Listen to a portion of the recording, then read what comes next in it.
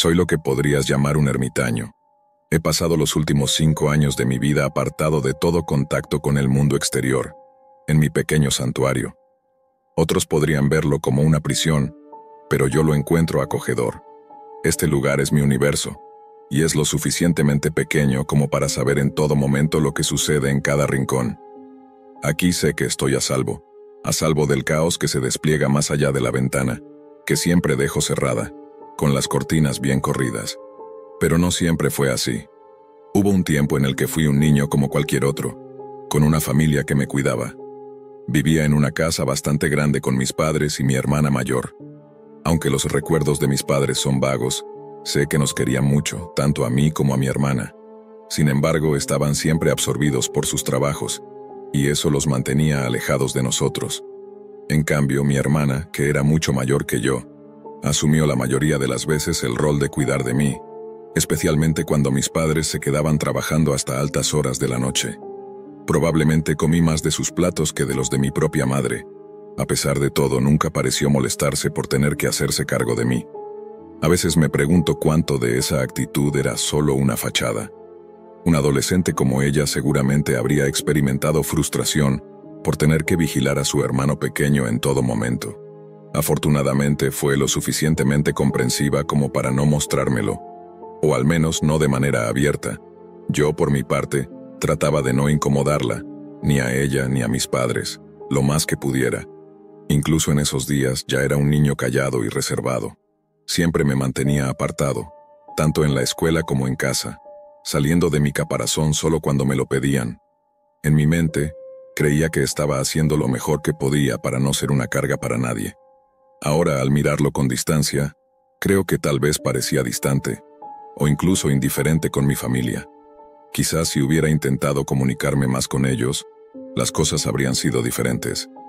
Una noche el sonido de la manija de la puerta comenzó a temblar y me despertó. Había hecho el hábito de cerrar con llave temprano por mi timidez, y probablemente eso me salvó la vida. Me levanté de la cama con la intención de abrir, pensando que mi hermana necesitaba algo de mí. Pero cuando los golpes en la puerta se hicieron más fuertes, me quedé paralizado. Mi hermana siempre había sido tranquila y paciente. Nunca me había hablado en ese tono. No era como ella golpear la puerta de esa forma en medio de la noche. La persona al otro lado continuó golpeando con cada vez más intensidad hasta que temí que la puerta pudiera ceder. Lo único que pude hacer fue acurrucarme bajo las sábanas. Eventualmente me quedé dormido y me desperté al amanecer, empapado en sudor. Traté de convencerme de que solo había sido una pesadilla. Casi lo logré. Pero cuando abrí la puerta y salí al salón, lo que vi allí me perseguirá por el resto de mis días.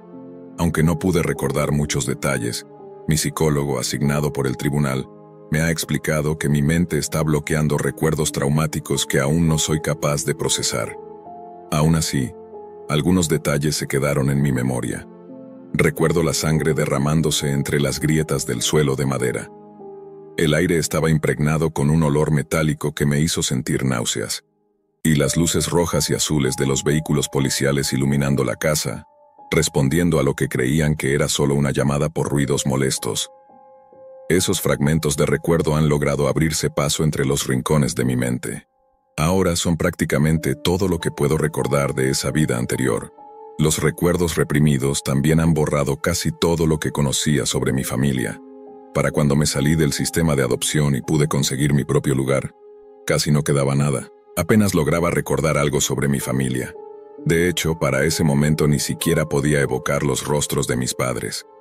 Me convertí en un ermitaño, viviendo de manera austera con el dinero que conseguía haciendo trabajos técnicos en línea como autónomo, hasta que un día me miré al espejo y por primera vez vi lo triste y lamentable en lo que me había convertido. O más bien, lo que siempre había sido. Tenía 18 años y seguía siendo el mismo niño asustado que se escondía debajo de las mantas. Durante todos esos años pensé que ya era suficiente.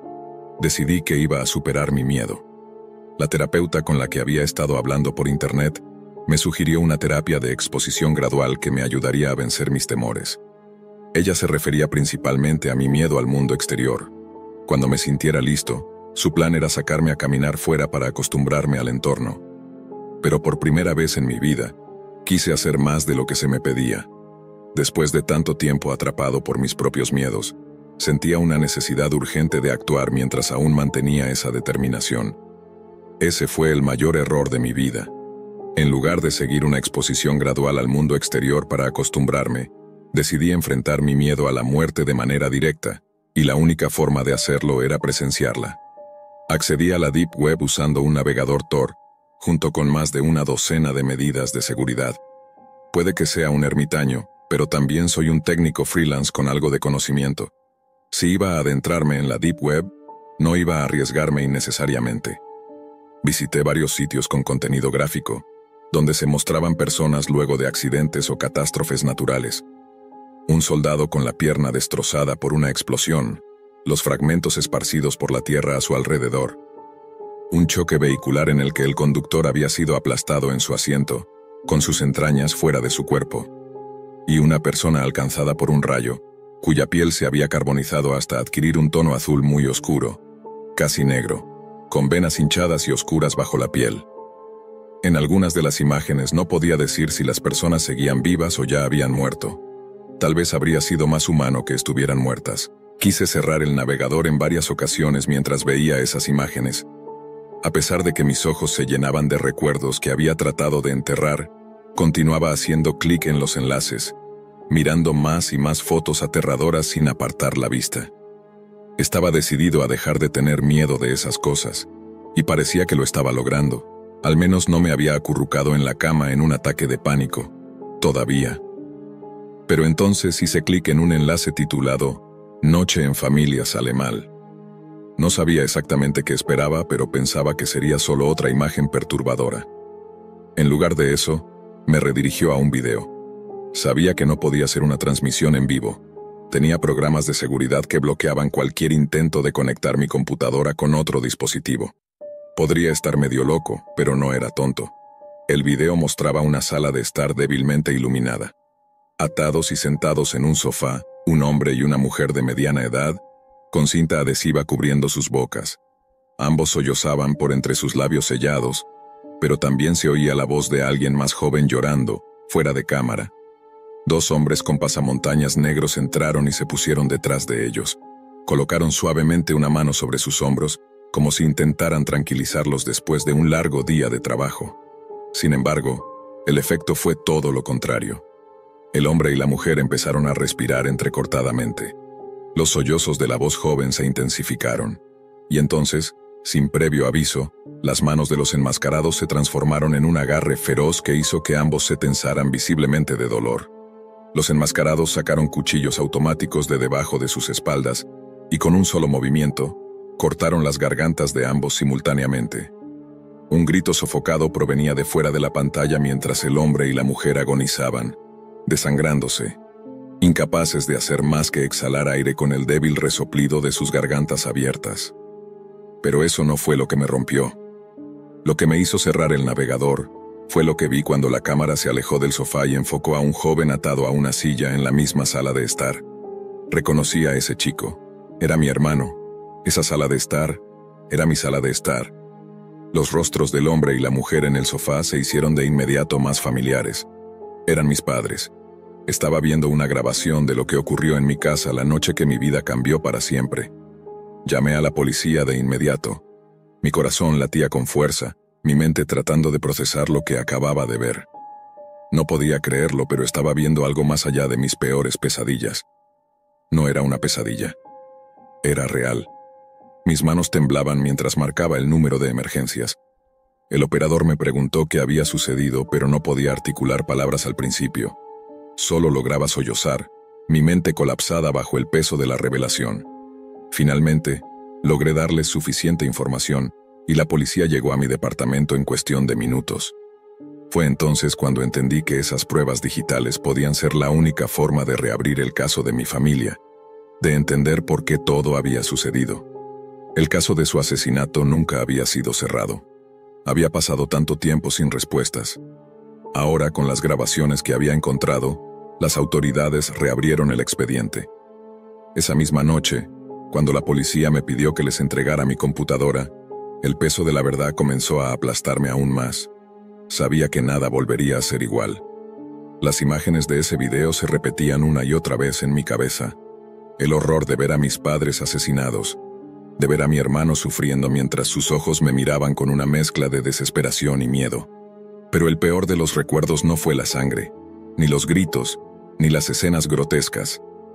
Lo peor fue el hecho de que yo, en un estado de completo caos emocional, había permitido que todo eso sucediera sin poder hacer nada. Había tenido años para prepararme para enfrentar mis miedos, pero nunca imaginé que enfrentarlos me llevaría por un camino tan oscuro. La Deep Web me había dado la oportunidad de escapar temporalmente de mis miedos, de mis recuerdos. Pero al final, me arrojó directamente al abismo de la verdad, una verdad que no podía negar.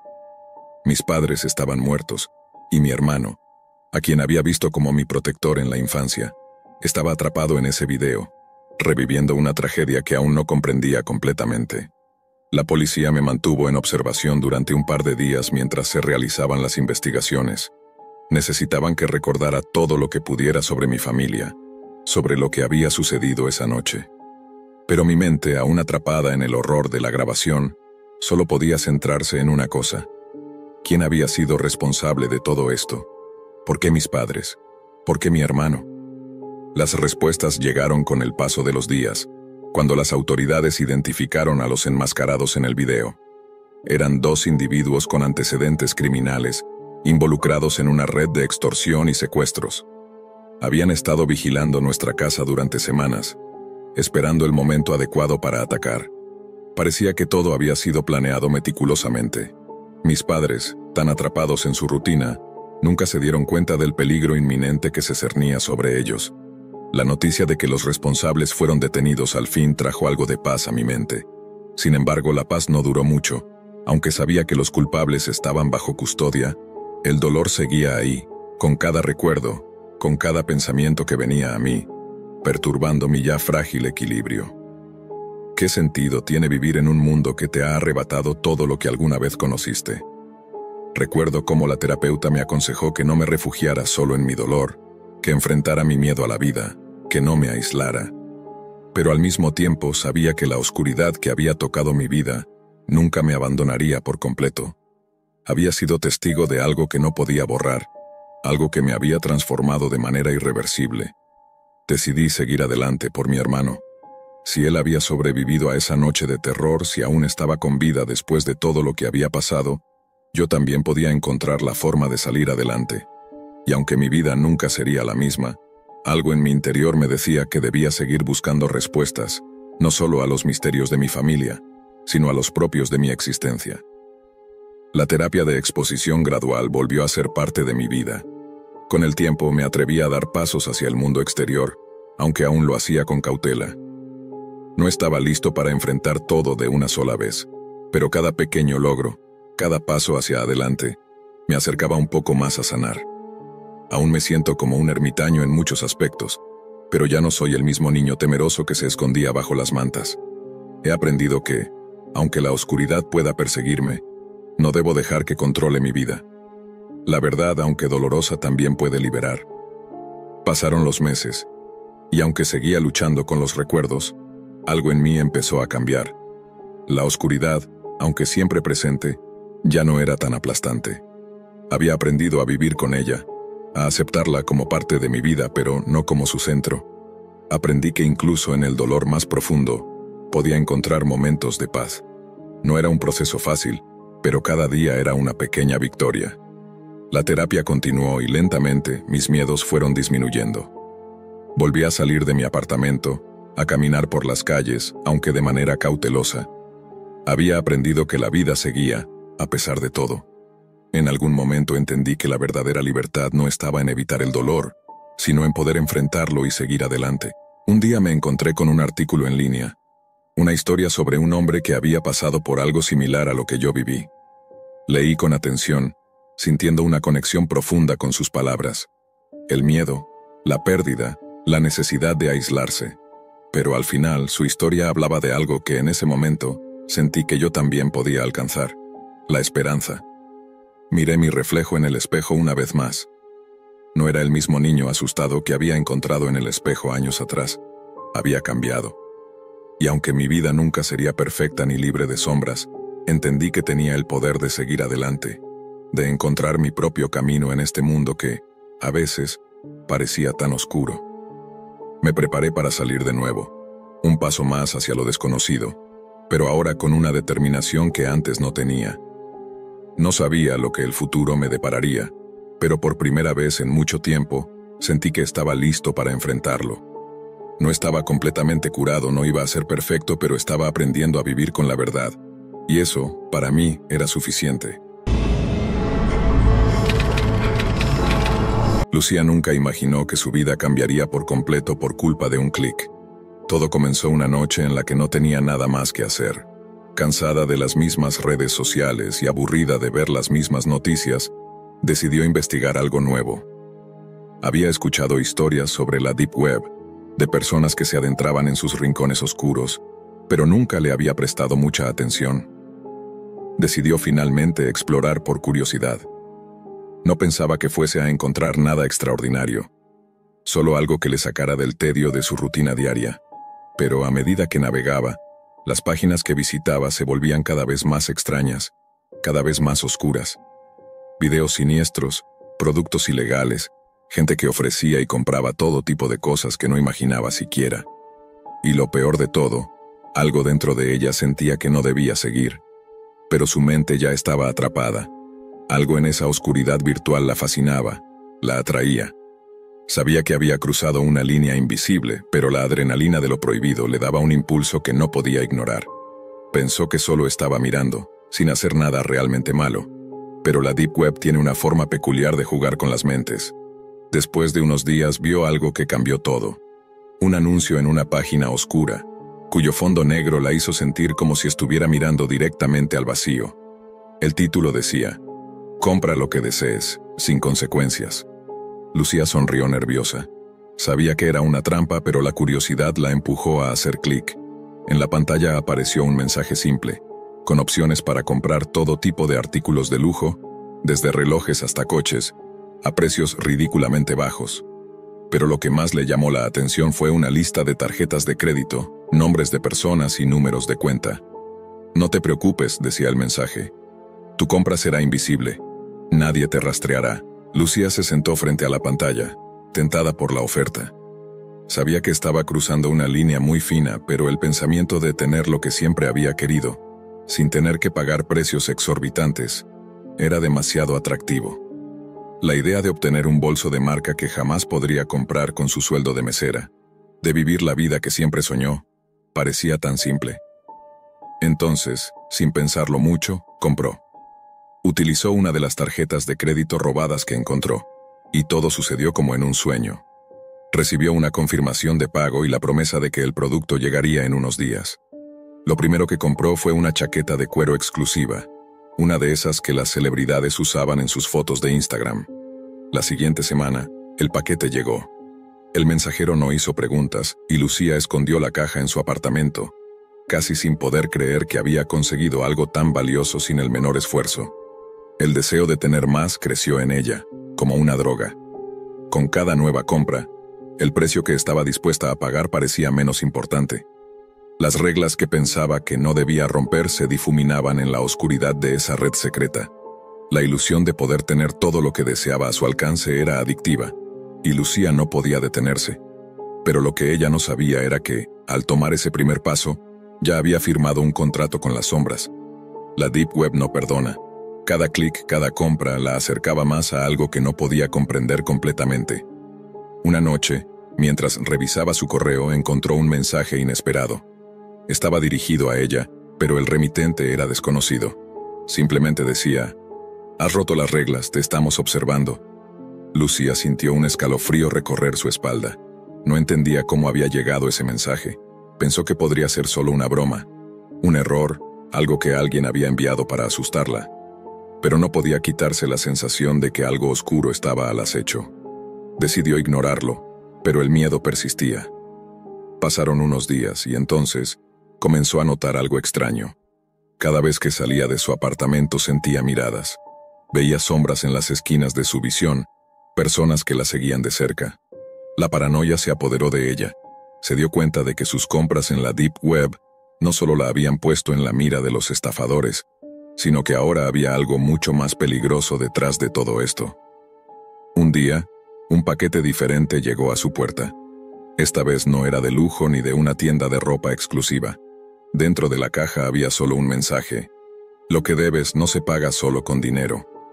Al principio pensó que era otro intento de asustarla, pero cuando vio el número de teléfono y la dirección de una casa, su estómago se retorció.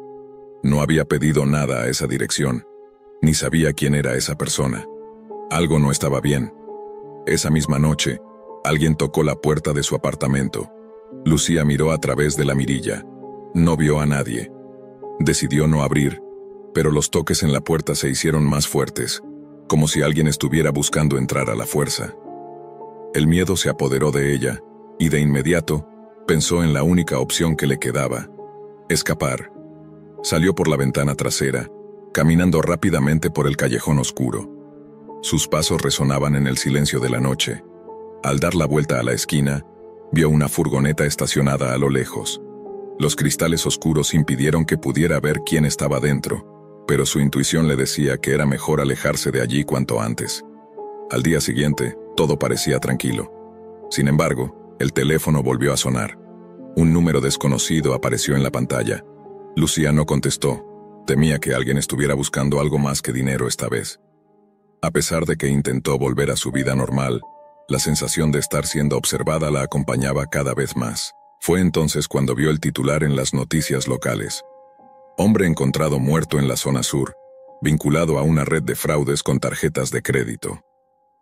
El nombre de la víctima no le dijo nada, pero algo en su interior le dijo que había una conexión. Esa misma noche, mientras caminaba por la calle, vio a un hombre con un maletín que la observaba desde la esquina. Lucía se detuvo en seco, con el corazón acelerado. No pudo evitar preguntarse si lo que había comenzado como una simple curiosidad había terminado arrastrándola a algo mucho más grande y peligroso de lo que podía imaginar. Ya no podía escapar de las sombras. El precio de su curiosidad había sido mucho más alto de lo que pensaba. Lucía no podía dormir esa noche. La sensación de estar siendo observada persistía, como si una sombra invisible se hubiera adueñado de su vida. Cada ruido en la calle, cada paso que resonaba cerca de su apartamento, la hacía sobresaltarse. Decidió que necesitaba descubrir qué estaba pasando y quién estaba detrás de todo esto. El miedo ya no era solo un acompañante, sino una constante. Lo peor era que su curiosidad, ese mismo impulso que la había llevado a la Deep Web, la empujaba a seguir adentrándose más en la oscuridad. Al día siguiente, con la mente nublada por la paranoia, Lucía decidió investigar aún más. Sabía que la Deep Web no era un lugar para volver, pero sentía que no podía ignorarlo. Había algo en ella, algo más grande que el simple deseo de saber, que la atraía hacia esas páginas oscuras. El dinero que había gastado, los productos robados, la sensación de estar jugando con fuego, todo eso la tenía atrapada. Desesperada, volvió a encender su ordenador y, con las manos temblorosas, se conectó a la red oculta. Esta vez no buscó objetos de lujo ni tarjetas de crédito. Solo quería saber quién la estaba vigilando, quiénes estaban detrás de las amenazas, del mensaje en la caja, del maletín que había visto en la calle. Después de unas horas de buscar, encontró algo que le heló la sangre. Un foro secreto, con acceso restringido solo para usuarios de alto nivel en la Deep Web, tenía información sobre personas que habían sido víctimas de un fraude similar al suyo. Cada historia era más perturbadora que la anterior. Lo peor de todo era que las personas que habían hecho compras como Lucía no solo habían perdido dinero, sino que se habían convertido en objetivos de una red de tráfico de datos y manipulación. Un grupo conocido como el Ojo Oscuro se encargaba de rastrear a quienes violaban las reglas de la red, y sus métodos para hacer justicia no eran nada amables. Lucía temblaba al leer los testimonios. Sabía que estaba en serios problemas, pero también entendió que había algo aún más oscuro detrás de todo esto. La Deep Web no solo ofrecía productos robados y datos personales, sino que también jugaba con las mentes de quienes la exploraban. Te tentaba, te atraía, y luego, una vez que te tenías atrapado, te arrastraba hacia las sombras sin posibilidad de escapar. De repente una notificación emergió en su pantalla. Era un mensaje privado. Sabemos lo que has hecho. Lucía se quedó paralizada, incapaz de moverse o pensar. Sabía que había cruzado una línea peligrosa, pero nunca imaginó que esto se volvería tan real. El mensaje continuaba: tus compras han sido detectadas. Es hora de pagar. El miedo la invadió. Salió de su apartamento en pánico, corriendo por las calles desiertas como si alguien estuviera justo detrás de ella. La paranoia la consumía. Miraba cada coche que pasaba, cada persona que cruzaba su camino, preguntándose si eran parte del ojo oscuro. Todo le parecía sospechoso, pero lo peor estaba por venir. Al día siguiente, mientras regresaba a su apartamento después de pasar la noche fuera, vio algo que la hizo detenerse en seco. En la puerta de su casa había un paquete. No era el tipo de paquete que ella había esperado. No tenía la etiqueta de un vendedor ni ninguna marca, solo una dirección escrita a mano que no le era familiar. Lucía, temblando, abrió el paquete con cautela. Dentro había una carta. Nos vemos pronto, el precio ha aumentado, no puedes escapar. De inmediato comprendió que no se trataba solo de un juego de dinero o compras. Esto era mucho más grande, mucho más peligroso. Había tocado algo que no podía entender, algo que no iba a dejarla ir tan fácilmente. El miedo la invadió por completo. En ese momento, supo que no importaba lo que hiciera, ya estaba demasiado involucrada. Había cruzado la línea, y las sombras de la Deep Web la habían reclamado. Lucía no pudo quitarse el miedo, pero en su interior, algo se había encendido. Sabía que ya no podía huir, que todo lo que había hecho la había arrastrado demasiado lejos en ese abismo. La Deep Web no era solo un espacio de compras y secretos, era un lugar donde las personas desaparecían, donde las reglas no se aplicaban. Y más que nunca, entendió que el verdadero precio de todo lo que había hecho no era el dinero ni los objetos. Era algo mucho más oscuro. Decidió enfrentarlo, dejar de correr. Tomó su teléfono y con manos temblorosas, llamó a un número desconocido, uno que había encontrado en el foro de la Deep Web. El mensaje en el paquete le había dado la pista. Sabía que este era el último paso. ¿Estás lista para pagar?, dijo una voz grave al otro lado. La voz sonaba como si proveniera de un lugar muy lejano, pero al mismo tiempo muy cercano, como si estuviera justo detrás de ella. Lucía no respondió de inmediato. Su cabeza estaba llena de pensamientos frenéticos, pero finalmente, con una determinación que nunca había tenido antes, contestó: sí, estoy lista. Lo siguiente fue el silencio, pero no duró mucho. La voz del otro lado comenzó a dar instrucciones. Un lugar, una hora, una clave. Todo estaba perfectamente planeado. Todo tenía un propósito. Ella no tenía opción, no podía escapar. Había tocado un punto de no retorno y las sombras que la rodeaban estaban listas para reclamar su pago. Sí, estoy lista. Lo siguiente fue el silencio, pero no duró mucho. La voz del otro lado comenzó a dar instrucciones. Un lugar, una hora, una clave. Todo estaba perfectamente planeado, todo tenía un propósito. Ella no tenía opción, no podía escapar. Había tocado un punto de no retorno, y las sombras que la rodeaban estaban listas para reclamar su pago. A la hora indicada, Lucía llegó al lugar señalado, un antiguo edificio de oficinas en una zona olvidada de la ciudad. El edificio estaba oscuro y vacío, como si no hubiera sido tocado por años. Al entrar, la luz parpadeó, y un escalofrío recorrió su espalda. La puerta se cerró detrás de ella con un sonido sordo. Dentro, todo estaba en silencio, hasta que una figura se acercó desde la oscuridad. Un hombre, con la cara oculta tras una máscara, la miraba fijamente.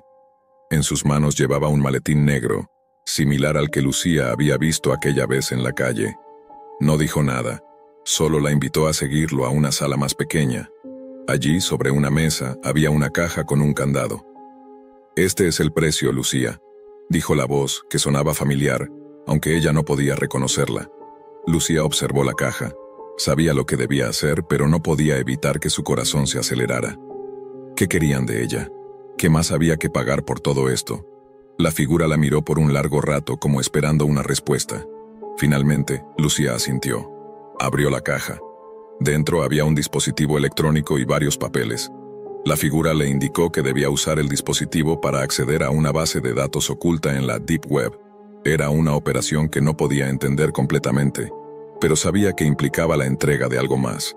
Información, acceso, poder. Al pulsar el botón del dispositivo, una pantalla en blanco apareció frente a ella. No había vuelta atrás. La figura observó mientras Lucía introducía los códigos. Era un intercambio. Sus datos, su vida, todo lo que había hecho en la red a cambio de su libertad momentánea. Pero Lucía sabía que nada de eso la liberaría realmente.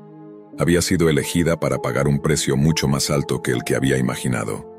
Una vez terminado el proceso, la figura se acercó a ella y, con un gesto casi ceremonial, le entregó una tarjeta, similar a las que había usado antes, pero esta tenía una marca especial. Un símbolo que solo aquellos que habían cruzado la línea en la Deep Web podían reconocer.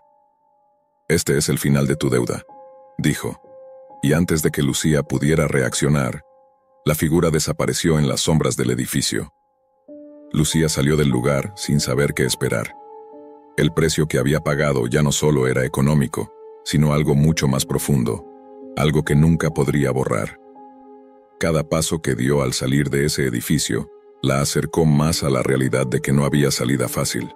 La Deep Web había dejado su huella en ella, y por más que intentara huir, siempre estaría ahí, acechando en las sombras, esperando el momento de cobrar más. Esa noche, al regresar a su apartamento, Lucía apagó su computadora. Sabía que había sido parte de algo mucho más grande, algo mucho más oscuro de lo que su mente podría procesar. Miró su teléfono, y por un segundo, pensó en borrar todo, alejarse, huir para siempre. Pero la marca en su mente, la sensación de haber cruzado esa línea era imborrable.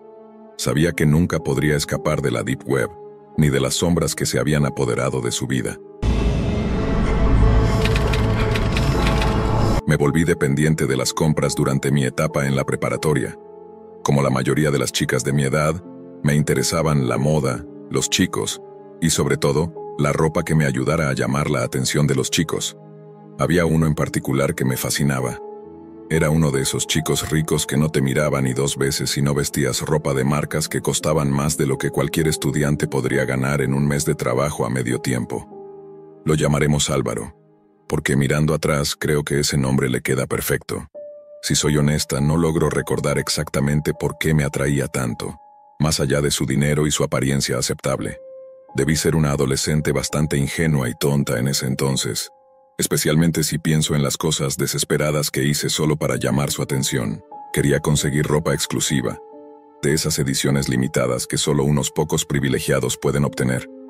Ya sabes, ese tipo de prendas por las cuales la gente se amontona fuera de las tiendas, esperando para comprarlas a precios mucho más altos de los que la mayoría gana trabajando a medio tiempo.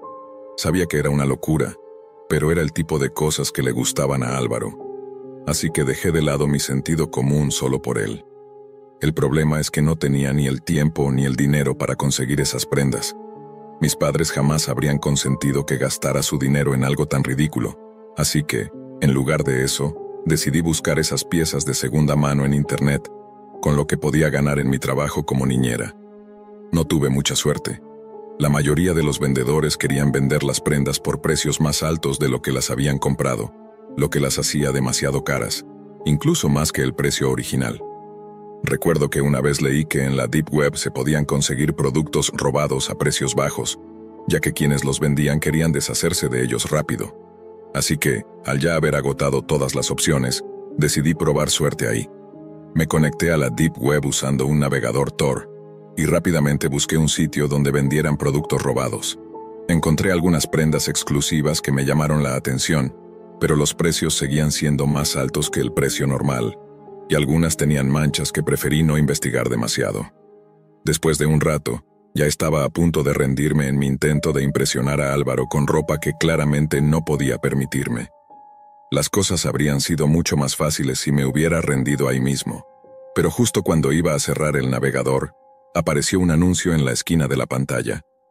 Había visto varios anuncios similares mientras navegaba por la Deep Web, pero por alguna razón decidí echarle un vistazo a este. El anuncio ofrecía información de tarjetas de crédito a la venta por solo $25, lo que me hizo sentir curiosidad.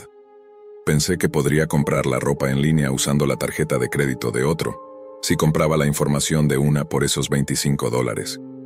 Probablemente debía haber sospechado que había algo extraño, pero estaba tan cegada por la idea de encontrar una solución rápida, después de tanto buscar sin éxito, que no me detuve a pensarlo.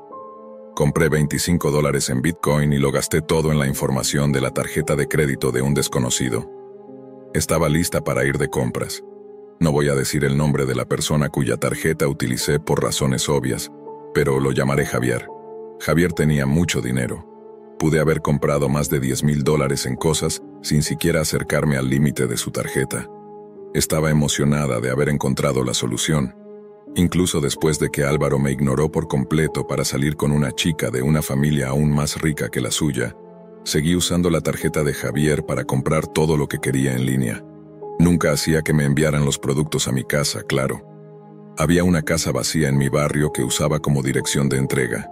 El jardín estaba algo descuidado, pero fuera de eso, todavía parecía lo suficientemente decente como para que cualquiera pensara que el dueño simplemente no tenía ganas de cortar el césped. Yo era pequeña para mi edad, así que podía colarme por una ventana trasera cuando llegaba el mensajero. Me metía, esperaba detrás de la puerta y cuando el repartidor dejaba el paquete, lo agarraba rápidamente y lo metía en mi bolso sonriendo. Todo salía perfecto.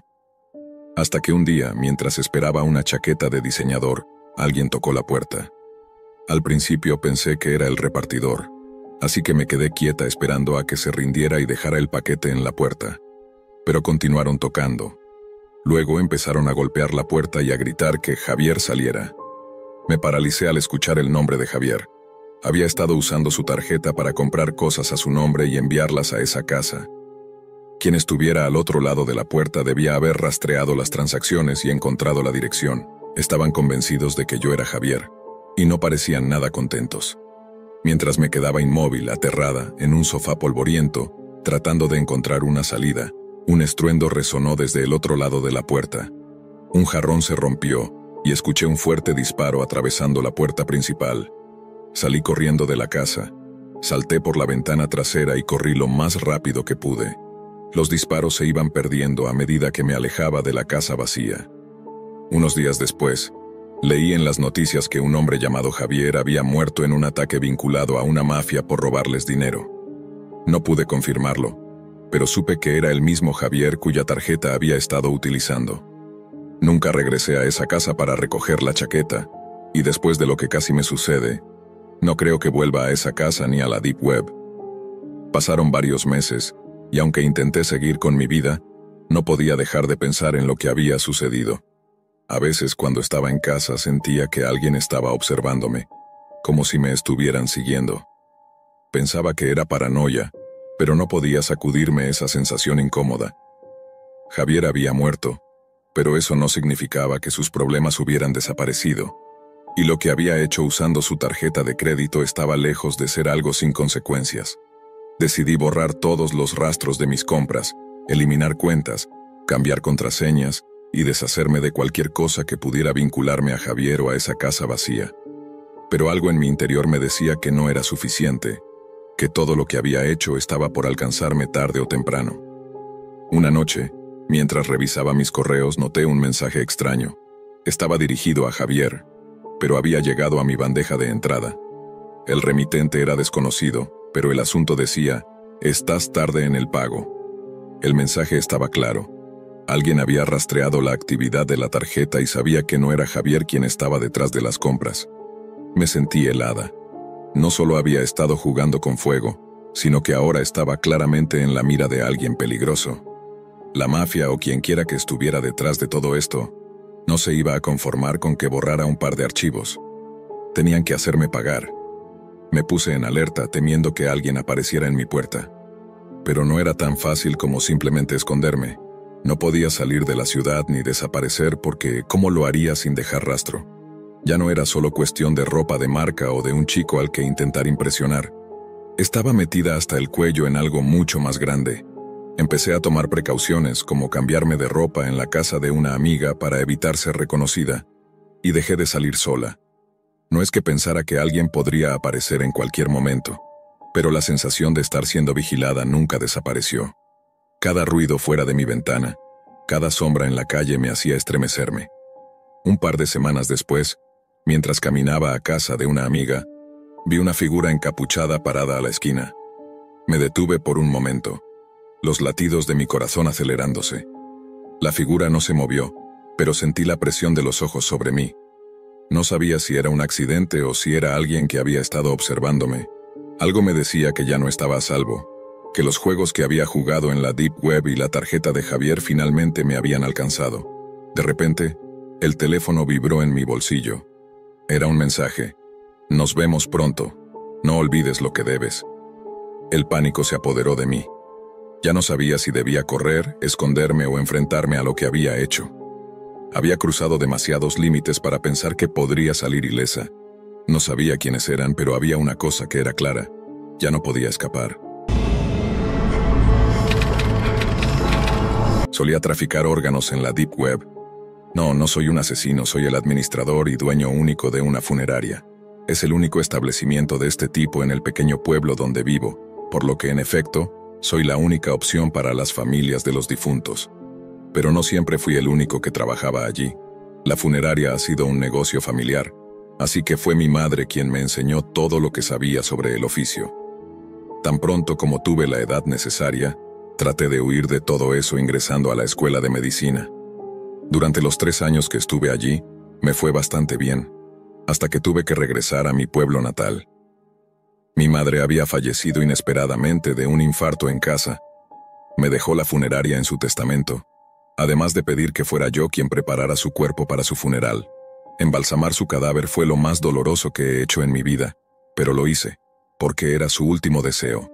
Era evidente que el negocio familiar significaba mucho para mi madre, y los habitantes del pueblo también lo necesitaban para poder llevar a cabo una ceremonia adecuada, sin tener que viajar largas distancias. Sabía que no podía dejarlo. Además, no es como si pudiera pagar mis deudas estudiantiles ahora que mi madre ya no estaba para ayudarme.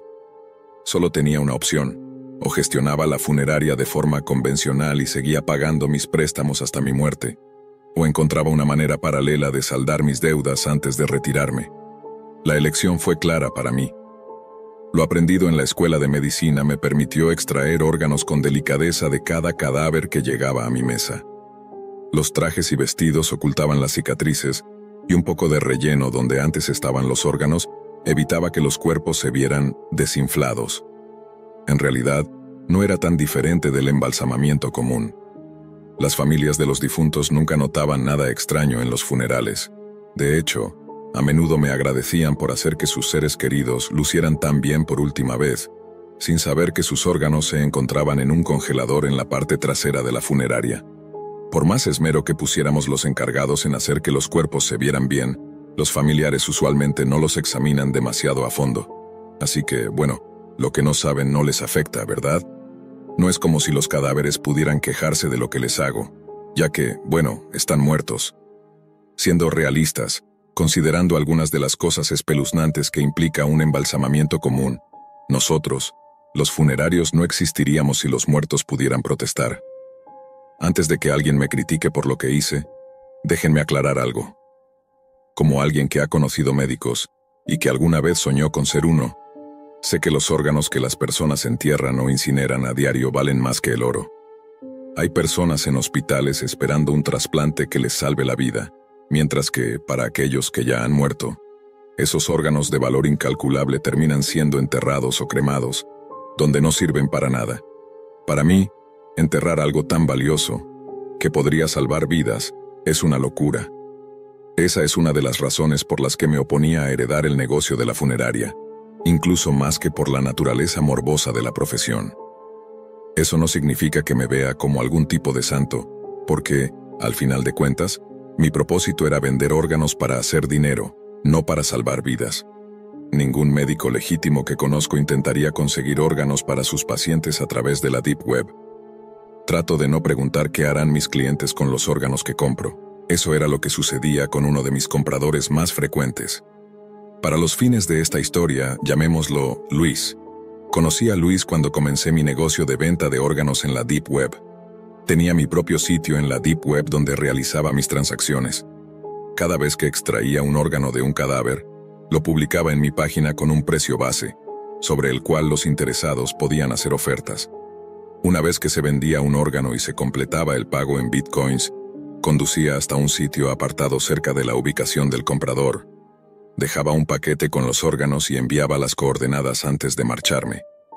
Luis siempre hacía ofertas altas, y rápidamente me acostumbré a ver su nombre de usuario en mi página de la Deep Web, pujando cantidades exorbitantes por cualquier órgano que publicara. Casi siempre ganaba las subastas. No sé de dónde sacaba tanto dinero para gastar en órganos, y francamente no me importaba. Solo quería el dinero. Un día tenía un conjunto completo de órganos a la venta en mi página de la Deep Web. Corazones, pulmones, riñones, lo que fuera. La persona de la que los obtuve había muerto por hipotermia. Al parecer se había embriagado y pasó la noche en la calle, donde murió congelado. Una tragedia terrible, pero me dio la rara oportunidad de recolectar un conjunto completo de órganos que estaban en buen estado. Además, el hecho de que hubiera muerto por frío hacía que los órganos llegaran a mi mesa casi intactos. Aunque el hígado estaba algo deteriorado, Luis ganó la subasta por varios de los órganos. En solo un día, pude hacerme de una buena suma de dinero. Pero también tuve que cargar con una pesada nevera portátil que contenía un corazón, un par de pulmones, 2 riñones y un hígado en mal estado, recorriendo todo el estado hasta la ciudad donde se encontraba. Estaba realmente agotado ese día. Extraer tantos órganos sin dañarlos y luego reconstruir el cuerpo no es tarea fácil. Además, ya le había entregado órganos a Luis unas 12 veces antes, lo que me hizo no percatarme del coche negro que me seguía hasta que ya me encontraba en una zona desolada de la ciudad. Cuando vi el vehículo en el espejo retrovisor, sentí como mi pulso se aceleraba. Siempre había temido que algo así sucediera. Pensé que la policía finalmente había descubierto lo que estaba haciendo. Pero antes de entrar en pánico, traté de calmarme. Podría ser solo una coincidencia, un coche que simplemente iba en la misma dirección que yo. Detuve mi coche al borde de la carretera, fingiendo revisar mi teléfono, esperando que fuera solo un vehículo común que seguiría su camino. En lugar de eso, mi corazón dio un vuelco cuando el coche se detuvo a mi lado. Esto es todo, pensé. La policía me arrestaría por vender órganos en la Deep Web. Sin embargo, en lugar de arrestarme, la persona en el coche negro bajó la ventana. Dentro había un hombre de aspecto normal, con una camisa blanca. Mantuve mi ventana cerrada, aún fingiendo usar mi teléfono, cuando de repente recibí un mensaje de texto. Era de Luis, y simplemente decía: «Mira a tu lado». Fue entonces cuando me di cuenta de que la persona en el coche era mi comprador. Me sentí aliviado de que no fuera la policía, pero aún no quería mostrarme frente a alguien que compraba órganos en la Deep Web. No hice ningún movimiento para abrir la puerta ni bajar la ventana.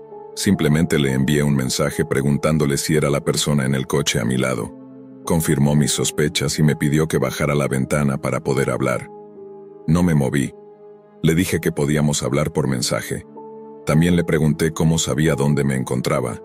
Se rió desde su coche cuando leyó mi mensaje y respondió que tenía sus métodos. Solo pude suponer que de alguna manera debía estar rastreando mi teléfono. Me preguntó cómo conseguía mis órganos, a lo que respondí que no era asunto suyo. Lo vi fruncir el ceño a través de la ventana de su coche y luego me preguntó si podría estar presente cuando adquiriera los órganos. Le pregunté por qué querría hacer eso. Su respuesta aún me persigue. Me envió un mensaje diciendo que siempre había querido intentar hacer sushi de órganos y que necesitaban estar muy frescos para ello. Fue entonces cuando me di cuenta, con horror, de que todo este tiempo había estado comprando los órganos no para trasplantes, sino para comerlos. Cuando lo miré nuevamente a través de la ventana cerrada del coche, me estaba sonriendo de una forma perturbadora, con una sonrisa llena de dientes y ojos desorbitados. Aceleré el coche y me alejé lo más rápido que pude. También rompí mi teléfono y arrojé los restos en un contenedor de basura tan pronto como me fue posible. Esa noche no pude dormir. Las imágenes de la sonrisa de Luis, esa sonrisa tan perturbadora, seguían rondando en mi mente. Sabía que había algo profundamente extraño en él, pero nunca imaginé que se tratara de algo tan macabro. La Deep Web me había ofrecido una cantidad de dinero que me había cegado, pero también me había puesto en contacto con personas de las que nunca había querido saber nada. Ahora, sentía que había cruzado una línea de no retorno. Al día siguiente, decidí cambiar mi rutina.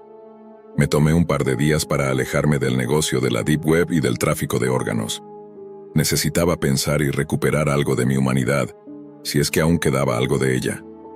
Llamé a un par de clientes que había tenido en el pasado para cancelar todas las transacciones pendientes, Y por primera vez en mucho tiempo cerré la página de la Deep Web. Pero no podía olvidar a Luis.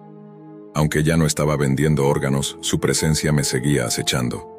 Cuando finalmente me armé de valor para retomar la normalidad, fui a la funeraria para revisar los cuerpos que había recibido durante mi ausencia.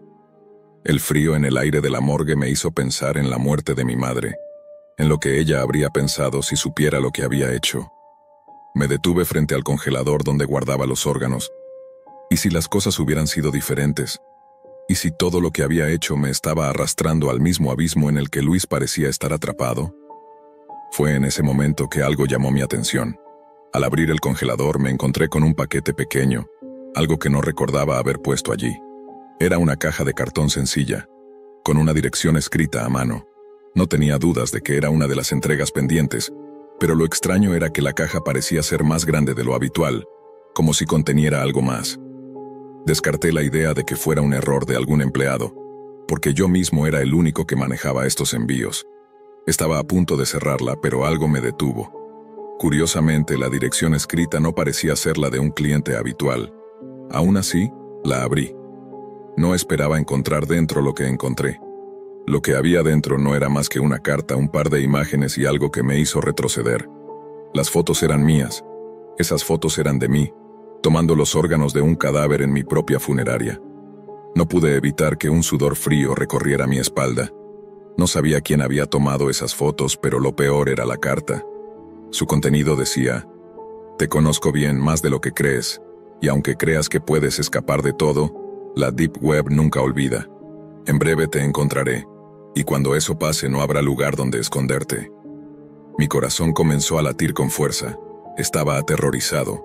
Si Luis me había seguido hasta mi coche, ¿quién más sabía lo que hacía en la funeraria? ¿Era él quien había dejado la carta o alguien más que estaba jugando conmigo? Apreté los dientes, respirando con dificultad, tratando de encontrar una explicación lógica. Pero nada tenía sentido. Esa noche, mientras me preparaba para descansar, escuché un ruido afuera de la funeraria. Un coche, quizás el mismo, estaba estacionado frente a la entrada. A través de la ventana, vi una sombra moverse. Mi primer impulso fue salir y confrontarlo, pero me contuve. No sabía qué esperar. Mi mente se llenó de pensamientos aterradores, pero lo que más me preocupaba era que todo esto podría haber sido obra de Luis o de alguien más dentro de la red de la Deep Web. Decidí esperar, mantenerme en silencio. Solo cuando el coche se alejó me atreví a salir. Sin embargo, no pude evitar sentir que algo más estaba en juego. Esto ya no era solo un negocio. Había comenzado a desmoronarse, y todo lo que había hecho hasta ese momento parecía venir en mi contra. La carta en mi mano me quemaba. Tenía que hacer algo antes de que fuera demasiado tarde. La Deep Web estaba tomando un giro que no me había imaginado, y de alguna manera, yo ya estaba atrapado en una red mucho más grande y peligrosa de lo que jamás hubiera querido. Tenía que actuar rápido, antes de que alguien más decidiera ponerle fin a mi vida como había hecho con tantas otras. Pero aún quedaba una cosa más. Luis no era solo un comprador. No era solo un hombre que quería órganos frescos. Había algo mucho más oscuro en él, algo que no entendía completamente. Y esa inquietud, esa sensación de que algo estaba por suceder, me acompañó hasta la última vez que lo vi. Lo único que sabía ahora es que si no hacía algo pronto, no solo perdería el control de mi vida, sino también mi propia cordura. Pasaron varios días desde la última vez que vi el coche negro frente a la funeraria. Cada día que amanecía, sentía que estaba más cerca de un desenlace que no podía evitar. La carta que había encontrado, la amenaza escrita con tanta certeza, seguía grabada en mi mente. Sabía que no podía quedarme allí esperando lo inevitable. La Deep Web me había envuelto y ahora los ecos de esa oscuridad me perseguían. No pude dormir ni comer bien. Mi mente estaba nublada por la paranoia. Empecé a sentir que todo lo que había hecho estaba a punto de desmoronarse frente a mí, y lo peor de todo era que ya no sabía cómo salir de esto. Mientras caminaba por la funeraria, recordando lo que había sido mi vida antes de todo este desastre, comencé a pensar en mi padre. Él había sido el primero en enseñarme cómo tratar con la muerte, pero yo había ido demasiado lejos, perdiendo todo sentido de lo correcto y lo incorrecto. ¿Qué habría pensado él si estuviera aquí? El sonido del teléfono me hizo sobresaltarme. Era un mensaje de texto. No era de Tomás ni de ningún cliente. Era de un número desconocido. Sé lo que has estado haciendo, estás en peligro. Si quieres salvarte, ven al viejo almacén a las afueras del pueblo. Esta noche, a las 12. Mi respiración se aceleró al leer esas palabras. No sabía qué hacer. ¿Era una trampa? ¿O era mi única oportunidad para salir de todo esto? Mi instinto me dijo que no podía ignorarlo. Decidí ir. A las 12 de la noche me dirigí al almacén, un lugar en ruinas, al borde del pueblo, alejado de las miradas curiosas. El viento soplaba fuerte y el lugar estaba envuelto en una oscuridad espesa, más profunda que la de la propia Deep Web. El almacén era un edificio deteriorado, con las ventanas rotas y las puertas apenas colgando de los marcos. Mi corazón latía con fuerza mientras me acercaba. Entré. El interior estaba vacío, salvo por un par de cajas apiladas y la atmósfera cargada de humedad. No veía a nadie. Miré a mi alrededor buscando alguna señal de que estaba en el lugar correcto. De repente escuché una voz que provenía de las sombras. Sabía que vendrías. La voz era grave, con un tono de diversión macabra. Al dar un paso hacia adelante, la figura que emergió de la oscuridad me hizo detenerme en seco. Era Luis. Pero no solo él. Estaba acompañado por un grupo de personas que se mantenían en las sombras, observando. Luis sonrió, y sus ojos desorbitados brillaron con una luz enfermiza. Te lo dije, ¿recuerdas? La Deep Web nunca olvida. Fue en ese momento que comprendí la magnitud de lo que había hecho. Todo esto no era solo un intercambio de órganos. No, Luis y su grupo no eran solo compradores.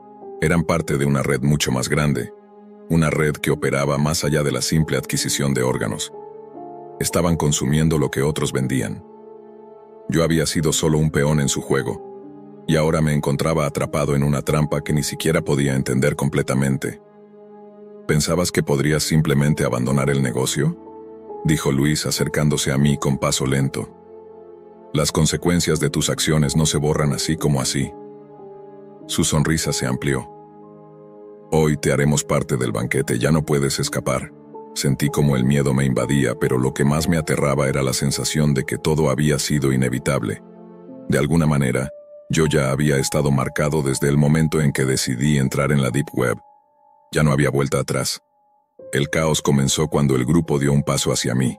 La desesperación me hizo reaccionar. Corrí, tan rápido como pude, hacia la puerta trasera del almacén con la intención de escapar, de huir. No iba a dejar que me atraparan, no ahora, no cuando todo estaba por desmoronarse. Corrí a través del campo oscuro, con el sonido de los pasos de Luis y sus cómplices pisándome los talones. Mi cuerpo estaba agotado, pero el miedo me mantenía en movimiento. No sabía si iba a llegar lejos, si alcanzaría un lugar seguro. Todo lo que podía hacer era seguir corriendo, buscando una salida. La Deep Web había sido mi ruina.